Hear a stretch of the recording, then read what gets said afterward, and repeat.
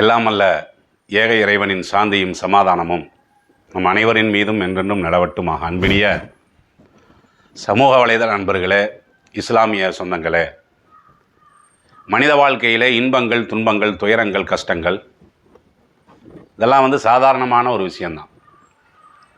உலகத்தில் ஒரே ஒரு மனிதனை காட்டி இந்த மனிதனுக்கு எந்த விதமான தொல்லையும் துன்பமும் உலகத்தில் இல்லை அப்படின்னு யாரையாவது ஒரு ஆளையாவது நம்ம சொல்ல முடியுமா? ஒரு ஆளை கூட அப்படி சொல்லவே முடியாது. வித்தியாசம் என்னன்னா, இப்போ உங்களுக்கு இருக்கக்கூடிய அந்த துன்பம் எனக்கு இல்லாமல் இருக்கும், எனக்கு இருக்கக்கூடிய கஷ்டம் உங்களுக்கு இல்லாமல் இருக்கும். சில பேர்த்தினுடைய கஷ்டம் ரொம்ப அதிகமாக இருக்கும், சில பேர்த்துக்கு கஷ்டம் ரொம்ப கம்மியாக இருக்கும். சில பேர்த்துக்கு உடல் அளவில் அந்த கஷ்டம் இருக்கும், சில பேர்த்துக்கு மனதளவில் கஷ்டம் இருக்கும். சில பேர்த்துக்கு பொருளாதார அளவில் என்ன இருக்கும், கஷ்டம் இருக்கும். சில பேர்த்துக்கு குடும்ப ரீதியான கஷ்டங்கள் இருக்கும். இப்படி கஷ்டங்கள், துன்பங்கள், துயரங்கள் இல்லாத எந்த ஒரு மனிதன் என்ன இல்லை உலகத்தில் இதுவரையும் வாழ்ந்ததும் இல்லை, இப்போவும் வாழ்ந்துக்கிட்டு இருக்கல, இனிமேல் என்ன செய்ய போகிறதில்ல, வாழ போகிறதும் இல்லை. அப்போ இதெல்லாம் உலகத்தில் சர்வசாதாரணம் அப்படிங்கிறது நம்மளுடைய பகுத்தறிவை என்ன செய்யுது, நம்மளுக்கு சொல்லி காட்டுகிறது. அதே நேரம் என்னன்னா, அது வாழ்க்கையில் நம்ம சந்திக்கக்கூடிய நேரத்தில் அனுபவத்தில் நம்ம அதை ஏற்றுக்கொள்ள மாட்டோம். அனுபவத்தில் ஏதாவது ஒரு சிரம கஷ்டம் நம்மளுக்கு வந்துருச்சுன்னு வைங்களேன், அந்த நேரத்தில் ரொம்ப விரக்தி ஆயிரும். என்னடா இது நம்மளுக்கு இவ்வளோ சிரமமாக இருக்குது, இறைவன் நம்மளை இந்தளவுக்கு ரொம்ப சோதிக்கிறானே அப்படின்னு சொல்லி அனுபவத்தில் நாம் இந்த சிரமங்களை படக்கூடிய நேரத்தில் என்ன செய்வோம்னா, அந்த யதார்த்தத்தை நம்ம சிந்திக்க மறந்துடுவோம். மற்ற நேரங்களில் மனித வாழ்க்கையில் சிரமங்கிறது சகஜம்தான் பேசுவோம். எப்போ நம்ம அதை பேச மாட்டோம், எப்போ நம்ம அதை ஏற்றுக்கொள்ள மாட்டோம்னா, நம்ம வாழ்க்கையிலேயே அது வந்துருச்சுன்னு வைங்களேன், அதை நம்ம ஏற்றுக்கொள்ள மாட்டோம். ஆனால் இதெல்லாம் ஏற்றுக்கொள்ள வேண்டிய அறிவை சார்ந்த ஒரு விஷயந்தான் இது. உதாரணமாக நம்ம இப்போ முதுமையே வரக்கூடாதுன்னு சொல்லி நான் இப்போ ஆசைப்பட்டேன்னு வைங்களேன், அது நடக்குமா? அது முதுமையே எனக்கு வரக்கூடாதுன்னு ஆசைப்பட்றேன், அது நடக்குமா? அது முதுமைன்னா அது தான் ஆகும். வாழ்க்கை இருந்துச்சுன்னா முதுமைங்கிறது வரத்தானே செய்யும். அதே மாதிரி பிறந்தால் எந்த ஒன்றும் இறக்கத்தானே செய்யும். அதுதான் இயல்பானது. அப்படி தானே இறைவன் இந்த பிரபஞ்சத்தை படைச்சிருக்கிறான், உலகத்தை படைச்சிருக்கிறான். அப்போ அதற்கு ஏற்றபடி நம்மளுடைய சிந்தனையை மாற்றிட்டு போயிடணுமே தவிர, யதார்த்தத்திற்கு மாற்றமாகவெல்லாம் என்ன செய்யக்கூடாது, நம்ம வாழ்க்கையை கற்பனை பண்ணவே கூடாது. அதிலும் குறிப்பாக நாமெல்லாம் ஈமான்தாரியாக இருக்கிறோம், இறை நம்பிக்கையாளர்களாக இருக்கிறோம். நம்மளை பொறுத்த வரைக்கும் இந்த உலகத்தில் ஏற்படக்கூடிய சிரமங்கள், கஷ்டங்கள் இதெல்லாம் இருக்குது பார்த்தீங்களா, இதெல்லாம் சும்மா சர்வசாதாரணமாக நம்ம கடந்து போயிடணும். ஏன்னா இந்த உலகமே அல்லாஹ் ஒரு சோதனை கூடம்னு தானே சொல்கிறான். சோதனை கூடம்னா அதில் சோதனை இருக்கத்தானே செய்யும். இப்போ உடல் நோயே எனக்கு வரக்கூடாதுன்னு ஆசைப்பட்றேன்னு வைங்களேன், நான் அப்படி படைக்கப்பட்டிருக்கணும்ல, நான் அப்படியே படைக்கப்பட்டிருக்கிறேன். நோயே தாக்காத உடம்பையா இறைவன் எனக்கு கொடுத்துருக்கிறான், இல்லை உங்களுக்கு கொடுத்துருக்குறான்.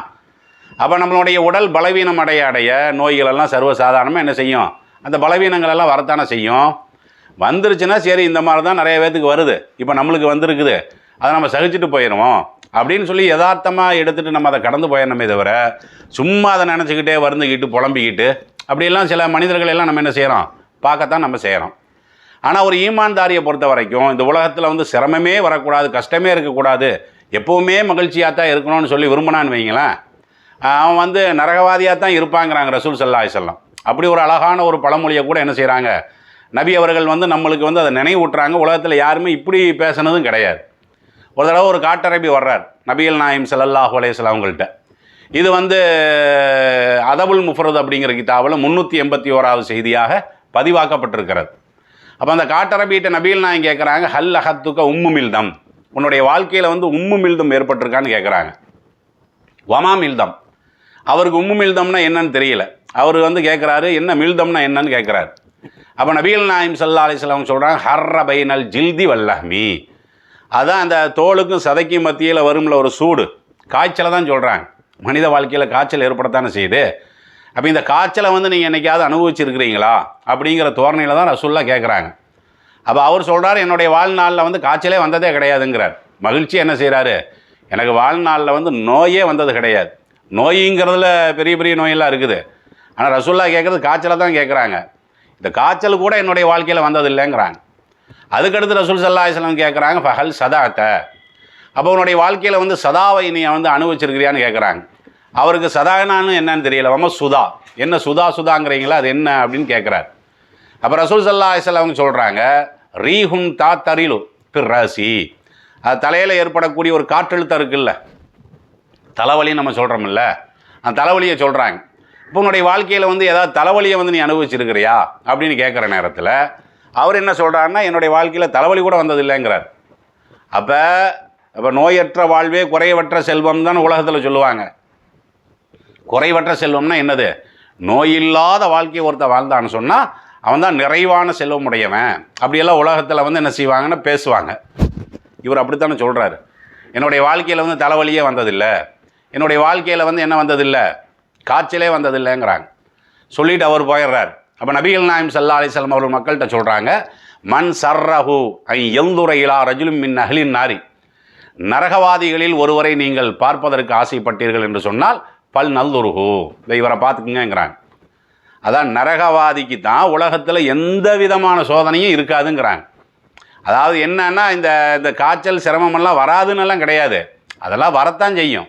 அப்படி வந்தால் நீங்கள் சகிச்சுக்கிட்டு போயிடணுமே தவிர காய்ச்சல் கூட வரக்கூடாது, அதே மாதிரி தலைவலி கூட வரக்கூடாதுன்னு சொல்லி நீங்கள் இந்தளவுக்கு நீங்கள் ரொம்ப டீப்பாக நீங்கள் ஆசைப்பட்டீங்கன்னு சொன்னால் இப்போ மறுமையில் வந்து நீங்கள் நரகத்தை தான் அடைவீங்க. ஏன்னா இதெல்லாம் வந்து ஏற்படுத்துகிற இறைவன் சோதனைக்கு தானே. அந்த சோதனையில் நாம் வெற்றி பெறுகிற பொழுது மறுமையில் வந்து சோனத்தை கொடுக்கறதுக்கு தானே இறைவன் இதெல்லாம் கொடுக்குறான். எந்த ஒரு இழப்பையும் அதுக்கு தானே கொடுக்குறான். அப்போ ஒரு இழப்பையும் நம்மளுக்கு கொடுக்கலன்னு சொன்னால் நம்மளுக்கு உலகத்தில் ஒரு சோதனையும் இல்லை, நம்ம பாட்டுக்கு ஜெகஜோதியாக வாழ்வோம். அப்போ ஜெகஜோதியாக வாழ்கிறதுக்கெல்லாம் மறுமையில் வந்து கேள்வி இருக்குது தானே செய்யுது. அப்போ அந்த கேள்விக்கு சரியான முறையில் பதில் சொல்லேன்னா வந்து நரகத்துக்கு தானே போவாங்க. அப்படிங்கிற கருத்தில் இந்த ஆன்மீக பலத்தை ரசூல் ஸல்லல்லாஹு அலைஹி வஸல்லம் அவர்கள், இதெல்லாம் உளவியல் பலம் சார்ந்த நபிமொழிகள். இப்போ இப்படியெல்லாம் நம்ம பார்க்கத்தானே செய்கிறோம். அதனால் உலகத்தில் வந்து சிரமங்கள், கஷ்டங்கள், துயரங்கள் எது ஏற்பட்டாலும் சரி தான். இன்றைக்கி நம்மளுக்கு ஏற்பட்டிருக்கு, இதே மாதிரி தான் அந்த ஆளுக்கு ஏற்பட்டது, இதே மாதிரி தான் இவங்களுக்கு ஏற்பட்டது. அவங்களுக்கு ஏற்பட்டதை விட நம்மளுக்கு கம்மியாக தான் ஏற்பட்டிருக்கு, நம்மளுக்கு ஏற்பட்டதை விட அவங்களுக்கு பெருசாக தான் ஏற்பட்டிருக்கு அப்படின்னு சொல்லி அதை ஈடுபடுத்தி சமாதானமாக்கி பொறுமையோடு நம்ம கடந்து போயிடணுமே தவிர இந்த சோதனைகள் வேதனைகள் எல்லாம் நினச்சிக்கிட்டு நம்ம என்ன செய்யக்கூடாது, விரக்தி அடைந்து விடக்கூடாது. ஏன்னா மனித வாழ்க்கையில் வந்து ரொம்ப உச்சகட்டமான சோதனை என்னது? நீங்கள் நல்லா யோசிச்சு பாருங்கள். உச்சகட்டமான சோதனை என்ன? மரணம் தானே.